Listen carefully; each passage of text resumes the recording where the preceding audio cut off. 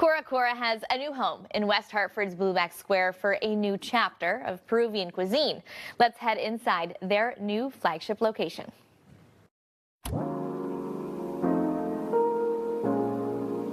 Your sisters? Yes. Right? She's the brain. I'm the heart. And for us, when we made it here, I was 18, she was 17. We were going to school. That's something that my parents sent us to college, sent us to take English classes, because they really wanted us to have a better opportunity. That's why they had the restaurant. My dad and my mom, they always wanted something that's, using better ingredients, better quality ingredients, service, something that you don't find in many Latino restaurants because it's just a matter of selling food, but they forget about the hospitality side. And that's, I think, something that made a difference, and people really appreciate it. We didn't have like teenagers Life. Yeah, we didn't. It was just the restaurant and working, because that's something that we've known ever since. And not just in the States, but also in Coracora town in Peru. They always had businesses. When I asked my mom why she put the name, and she says like, I want to have something to remind me where I come from. Coracora is in the Andes, in the mountains.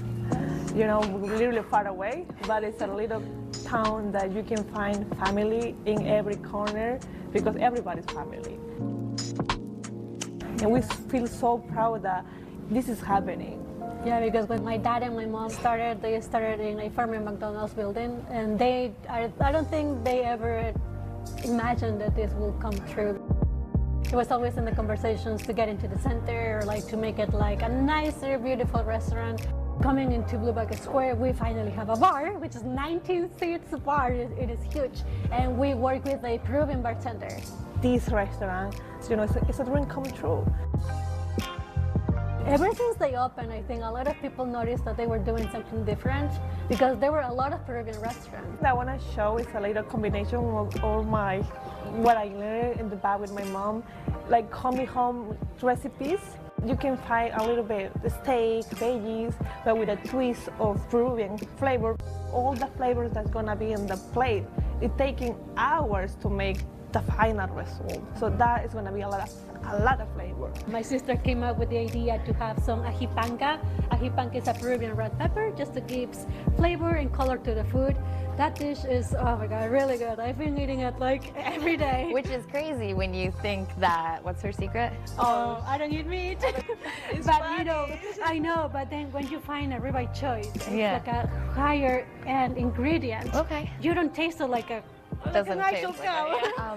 What are the rest of Yes, the... of course. We have arroz con pato here, which is like a rice and duck dish. The base for that is cilantro base. Tiger's milk is the citrus base that we use for the ceviches. A lot of Peruvians have tried it, and they're like, oh my God, it's like one of the best There ceviches you go. ever. That's a good sign. Yes, I know. Okay. And then we have seco de tira, which is like another traditional dish, and it has taku taku. Taku taku showcases the African influences with Peruvian cuisine. It's just a mix of beans and rice. We couldn't forget about the empanadas. They have been in the works for years. My mom mastered the recipe. I was going to say that's mom's recipe, Yes, right? yes. That's why we call it empanadas de mama. Mom's empanadas. I'm so excited. Yes, you have the best so part. excited. It's crazy. Okay, cool.